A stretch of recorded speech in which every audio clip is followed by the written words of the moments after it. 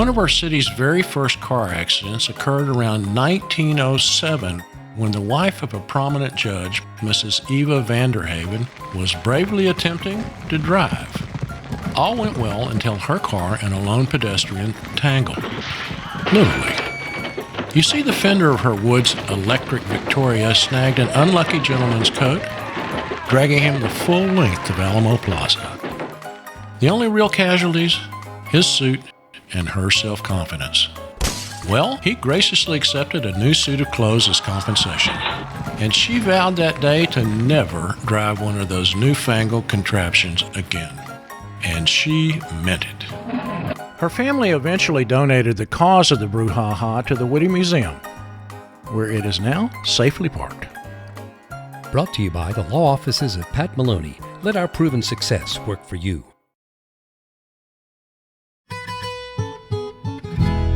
In the early part of the last century, there was fighting in the streets, over the streets, when a battle raged between merchants of Houston Street and Commerce Street. Now, the Houston Street shopkeepers started it when they paved their street with mesquite bricks. Then they added sidewalks. But when they got a streetcar, that was going too far. So the businesses on Commerce counterattacked, widening their congested narrow street by chopping off the fronts of most buildings and replacing their facades. The huge Alamo National Bank building was supposedly rolled backwards by a mule team.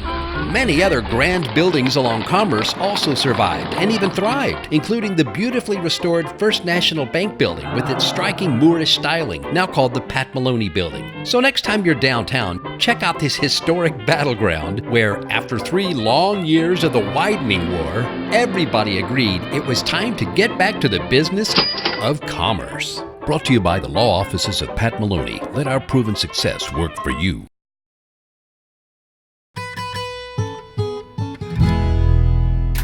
The first military flight at Fort Sam Houston lifted off from this parade ground on March 2, 1910. Lieutenant Floyd taught himself to fly via correspondence course with the Wright brothers, and his first flight lasted for 7 minutes, attaining an altitude of 100 feet. Assembled from 17 crates, the Wright Flyer cost $150. Floyd not only recorded Fort Sam's first solo flight, but also the first crash, all in one day. He was responsible for many innovations, adding wheels to the skids and one of the world's first seat belts, made from a leather saddle cinch. His Aero Squadron flew America's first combat flights against Pancho Villa. What was to become the mighty United States Air Force all began right here, with a plane purchased from the Wright brothers. Brought to you by the law offices of Pat Maloney. Let our proven success work for you. The first courthouse in Texas was what's on now our main plaza. Nothing fancy, dirt floors, a cactus flagpole, and in 1840, the site of the infamous Council House Massacre. As our city grew, a new 2-story courthouse was built and promptly became the home of truth, justice, and bats. Before court convened, the bats had to be driven out from the ceiling. It's nicknamed the Old Bat Cave, stuck like bat guano, until the move to an even larger, oh-so-modern French building. After the Civil War ended, things got a little crowded when the Union Army moved in, so our courthouse moved to the Grand Masonic Temple, no less, and was promptly gussied up in the Second Empire style. Fancy, huh? Finally, there was Big Red, the distinctive red sandstone courthouse that's still in use. One of its first cases was a lawsuit between the courthouse and its own plumber. He was arrested, but with a good lawyer, he proved that the little guy could win. Brought to you by the law offices of Pat Maloney. Let our proven success work for you. At first, there was only a vast, rugged landscape. Then, like a heavenly vision, she rose, stately, proud, majestic. Mission San Jose y San Miguel de Aguayo was from her very beginning the queen of the missions, and like royalty, she was adorned with jewels. Her most famous gem, Rosa's window, was named not for the flower, but for the beautiful mystery of how it all came about. Some say it was because the window faces St. Rose of Lima's homeland, Peru, but the more often told legend is of a girl named Rosa in Spain who broke her engagement with a stone carver named Pedro Huizar. Others say she died tragically at sea en route to be married. Broken-hearted, Pedro carved the window as a tribute to his lost love. Eventually, however, love found its way again to Pedro because today he has many descendants in San Antonio, and we are grateful that this masterpiece, worthy of a queen, still exists. Brought to you by the law offices of Pat Maloney. Let our proven success work for you.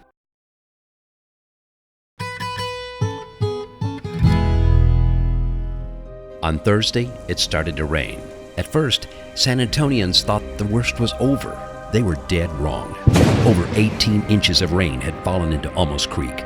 The resulting torrent roared downhill, creating an instant river of destruction. On the evening of September 9th, 1921, a massive 12-foot wall of water slammed into and swallowed downtown. Cars, buses, families, bridges, and entire homes were helplessly swept away. Over 50 people died. The extent of the damage, beyond words. But the story didn't end there. This tragedy led to the creation of Almos Dam and, ironically, helped establish what would become the jewel of our city, the Riverwalk. Don't you just love happy endings? This San Antonio story brought to you by the San Antonio River Authority, committed to safe, clean, enjoyable creeks and rivers.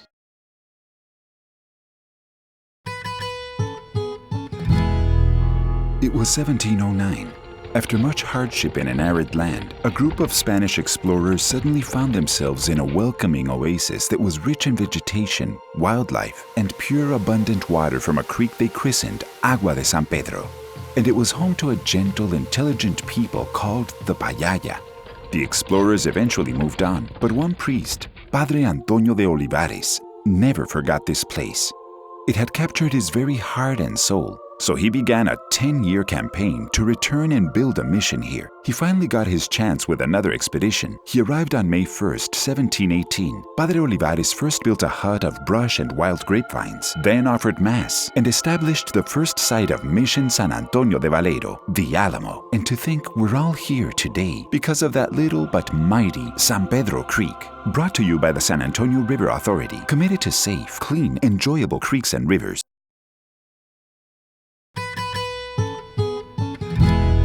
Long before history was written, our rivers and creeks were the very source of life itself. All kinds of life. Signs of human habitation go back over 12,000 years. Plant and animal life go back even farther. Because of this life-giving water, deer, birds, fish, and other aquatic life were plentiful. Wild plants provided fruits, nuts, berries, and even shelter. There was enough for all creatures, great and small. Life flowed on. But then as San Antonio grew and grew and grew, the water was treated recklessly, carelessly, ignorantly. It began to take life instead of giving it. Our wild residents were forced to leave their centuries-old home, but now they're coming back to live and thrive because our river and creeks are being restored and protected, so they and we can all live happily ever after, together, in this naturally beautiful home we all love. San Antonio, brought to you by the San Antonio River Authority, committed to safe, clean, enjoyable creeks and rivers.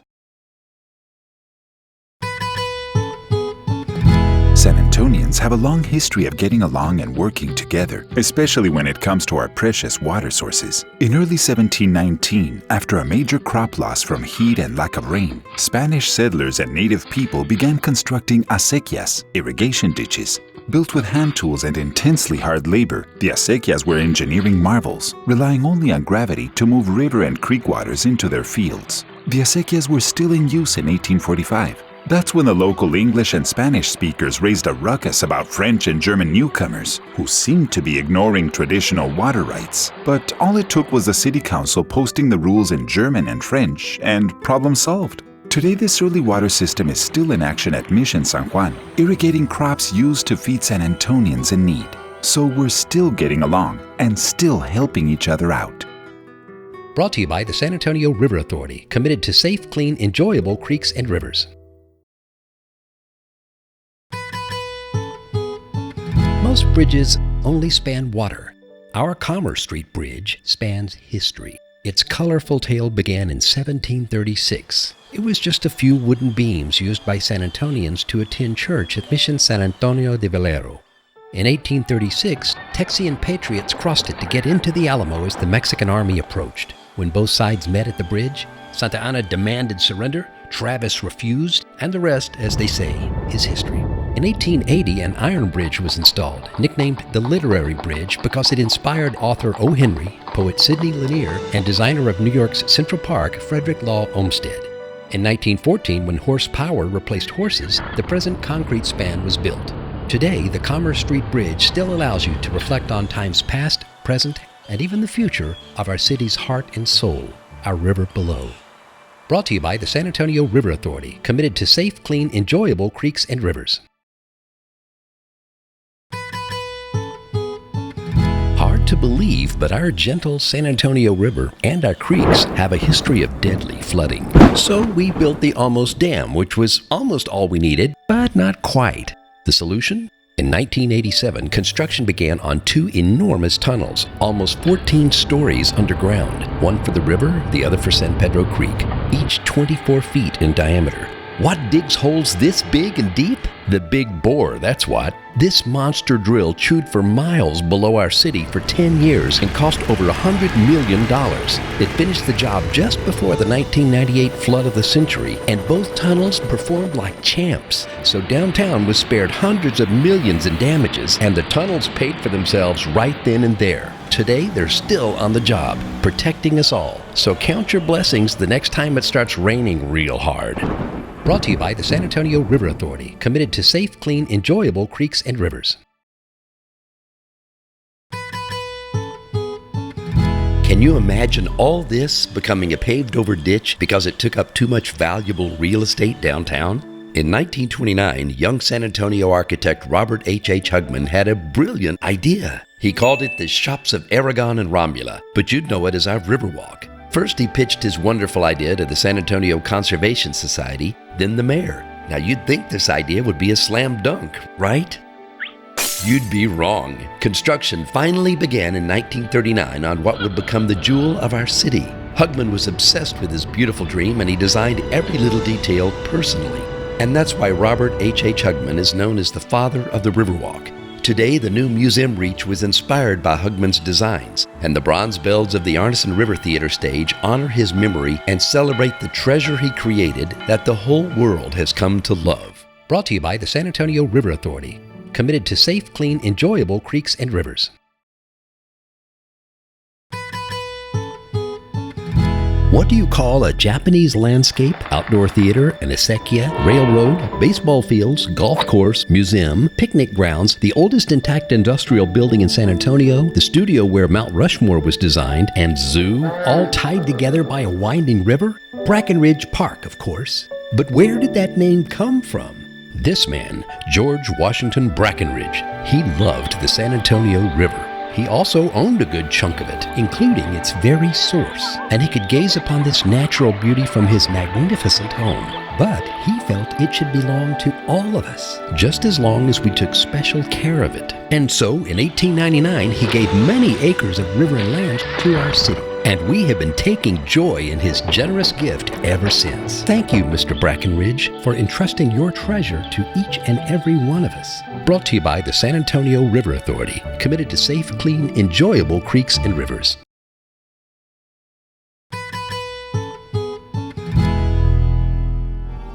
The legend of how it all came about is as colorful as our famous Riverwalk itself. One night, Congressman Maury Maverick Sr. was walking alongside our muddy mess of a river when he tripped, fell in, got all riled up, and started relentlessly yammering for his buddy, President Franklin D. Roosevelt, to finally fund Riverwalk construction. Next thing you know, FDR agrees to give Maury the money for his river so he will stop bothering me. In 1939, construction began on the Riverwalk, a project that continues to grow and define our city because it's still underway with our new Museum Reach and Mission Reach projects. Today, the jewel of our city is sparkling even brighter because Maverick was right about our river and our city. It's just the beginning. Brought to you by the San Antonio River Authority, committed to safe, clean, enjoyable creeks and rivers.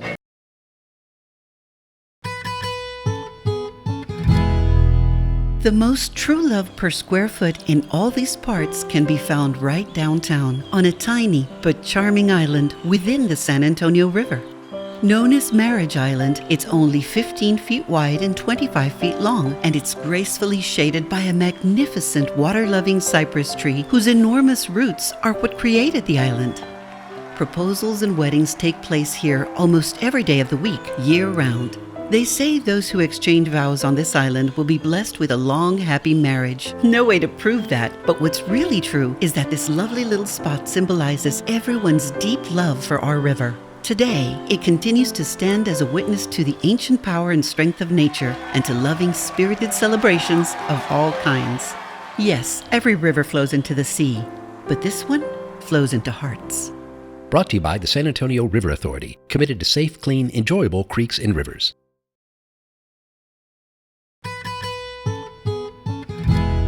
On March 22, 1924, the San Antonio Conservation Society was founded and began a mission that would make history by saving history. It all started when two artists, Emily Edwards and Rena Maverick Green, got together. They believed something had to be done to preserve what made our city so distinctive. The remarkable architecture, the natural treasures, and the colorful cultural traditions. Ultimately, they convinced an entire city to join them. Today, the many volunteers of the Conservation Society invite you to join up and join in, especially for the nation's largest fundraiser for historic preservation, A Night in Old San Antonio. It is one great party. Just think of it as a preservation celebration of truly historic proportions. Brought to you by the San Antonio Conservation Society, making history by saving history.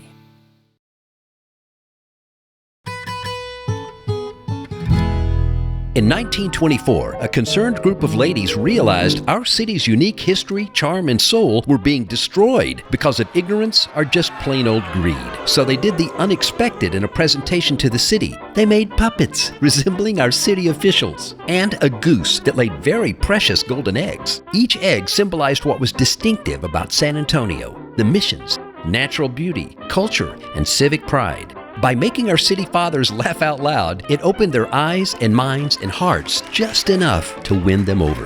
That cute little puppet show made a difference. Today, the San Antonio Conservation Society is still saving our city's treasures, still making a difference. So next time you pass by one of our city's historic treasures, ask yourself, would we look just like every place else without them? Thank heavens, we'll never know. Brought to you by our San Antonio Conservation Society. Join us in making history by saving history.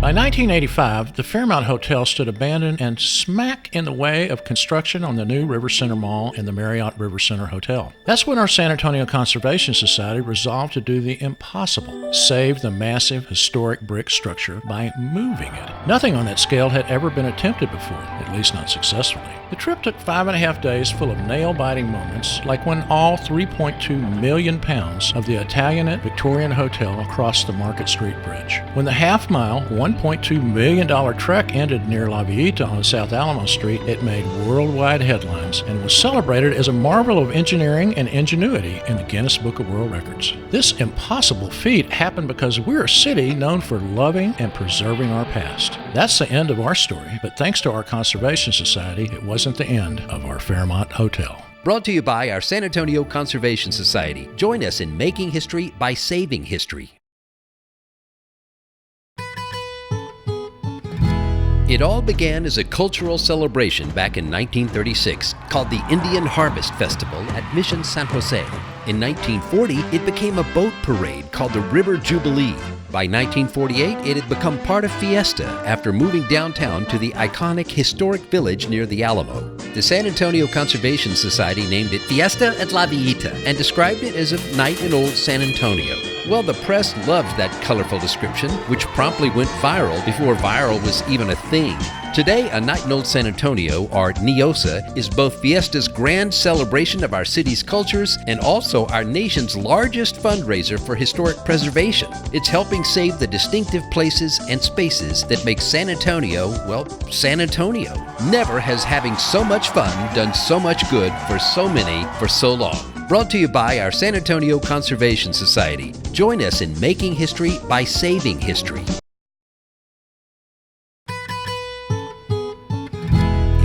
the walls of this grand old Victorian mansion could talk, they'd tell you the unforgettable story of Edward and Johanna Steves, a German family that arrived here in the 1870s. Their home, built in 1876 in King William, our first historic district, was and still is a wonder, with over 11,000 square feet of dazzling craftsmanship. And in its day, it was a high-tech smart house too, with dream home innovations like running water, both gas and electric lighting, a telephone system, and even a natatorium, an indoor swimming pool. All this came about because of their success with our city's first lumberyard, which is still in business. The descendants of Johanna and Edward carry on their legacy. In 1952, the Steves homestead was given to the San Antonio Conservation Society. It's on the National Register of Historic Places, and it's a museum you can walk through, just as the Steves did more than a century ago.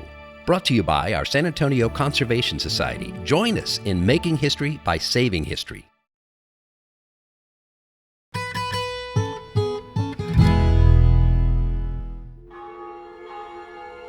Franciscans who founded San Antonio's Spanish colonial missions were men of faith, but some were also skilled in architecture, geometry, even astronomy.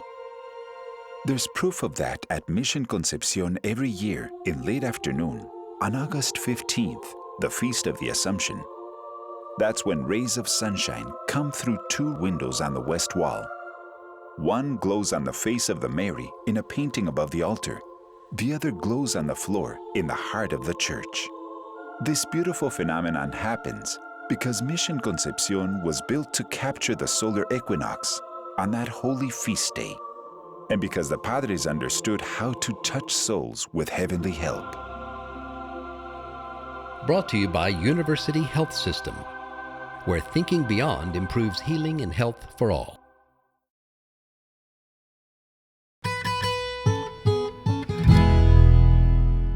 A young Dr. Ferdinand Herf perfected his surgical skills treating battlefield casualties for the Army in Germany.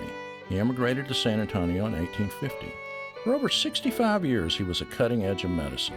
He co-founded our first private infirmary, where he performed his last operation at the age of 87. In a time when most surgery was followed by death from infection, he was scrupulously clean.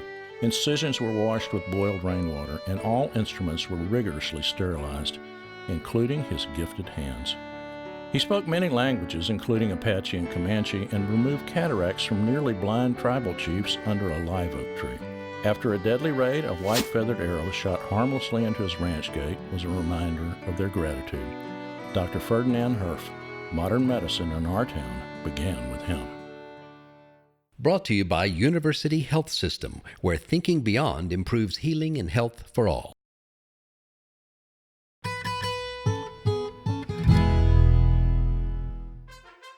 He had wildcatting in his blood, and with a fortune made from oil, San Antonian Tom Slick Jr. lived life large, as in Indiana Jones large. He was an oil man, the developer of Brangus cattle, an inventor, adventurer, advocate for world peace, modern art collector, and founder of several scientific institutions, including Southwest Research Institute. He searched for the Loch Ness Monster, the abominable snowman, and all that critter's cousins. He worked with the CIA, and he founded the Mind Science Foundation. And oh yeah, he spent 2 weeks with the jungle tribe in British Guiana when his plane was forced to land during a diamond hunting trip. And he did it all before the age of 46. Indiana Jones, eat your heart out. Brought to you by University Health System, where thinking beyond improves healing and health for all.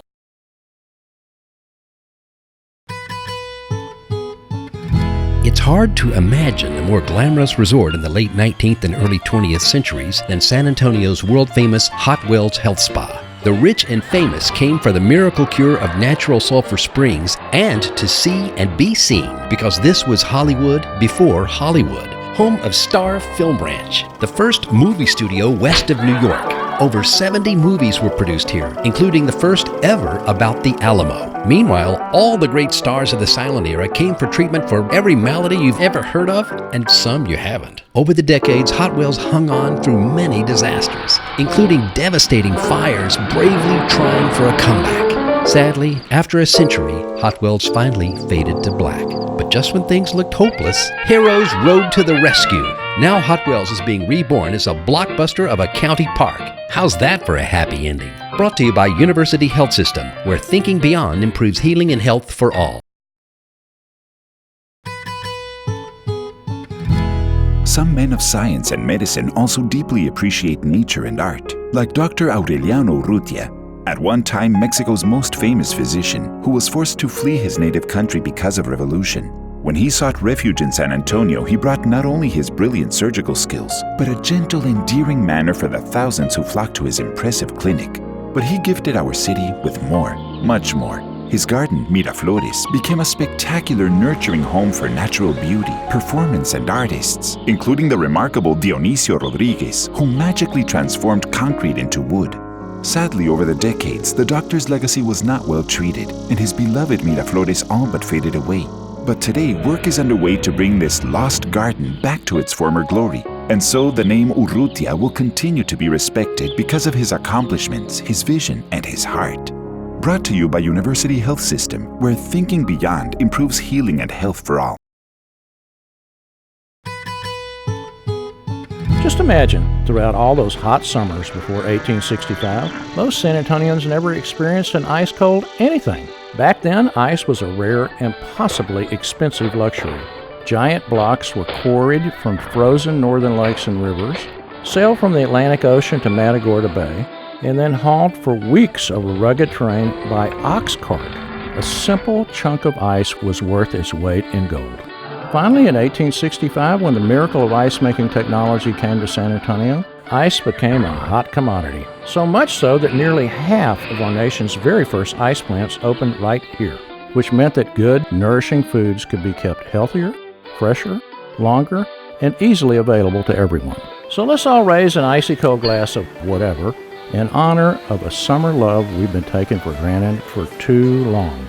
Brought to you by University Health System, where thinking beyond improves healing and health for all.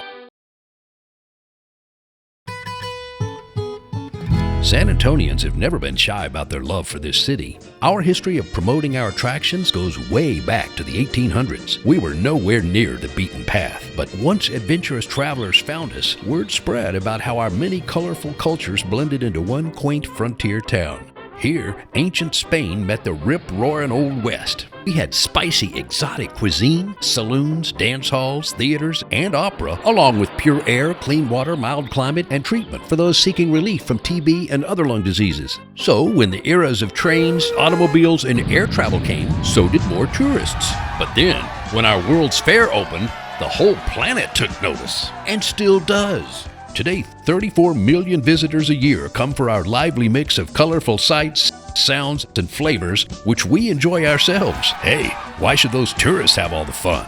Brought to you by University Health System, where thinking beyond improves healing and health for all.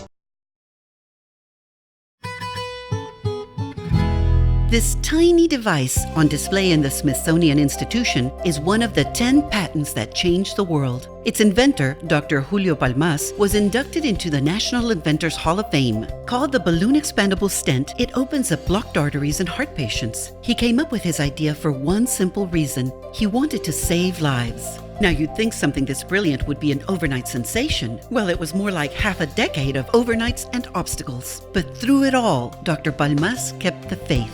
Then, a medical miracle arrived. Our visionary University of Texas Health Science Center gave him a supportive scientific environment for research and development. And the Palmas-Schatz stent went on to become an unparalleled success worldwide.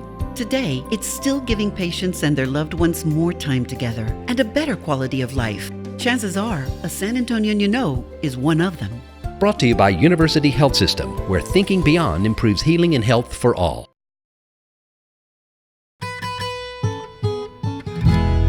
If ever there was a hospital that opened just in the nick of time, for the worst of times, it was this desperately needed charity hospital, named in honor of County Judge and State Senator Robert Berrien Greene.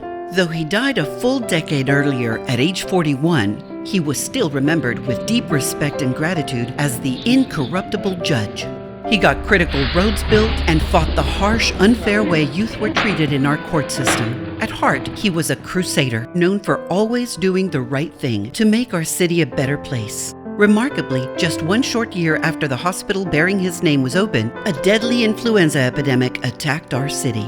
Many lives were saved only because of the hospital's mission to care for everyone, regardless of their ability to pay. Today, in his honor, the Robert B. Greene continues to do the right thing. Brought to you by University Health System, where thinking beyond improves healing and health for all.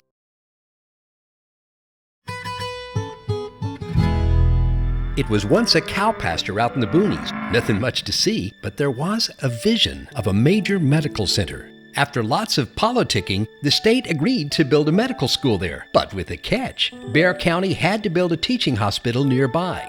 Things got downright sticky when those winning it downtown, the Texas legislature, tax increases, and election results all collided. It took a real hero to fix it, Judge Blair Reeves. A war hero whose injuries left him paralyzed, he understood the importance of top-notch medical care. As a county judge, he risked political suicide by casting the tie-breaking vote. Today, that one-time cow pasture is the University of Texas Health Science Center. Along with the surrounding South Texas Medical Center, it has become a major force in our lives and our city's economy. Thank you, Judge Reeves. Your courage deserves our gratitude and respect. Brought to you by University Health System, where thinking beyond improves healing and health for all.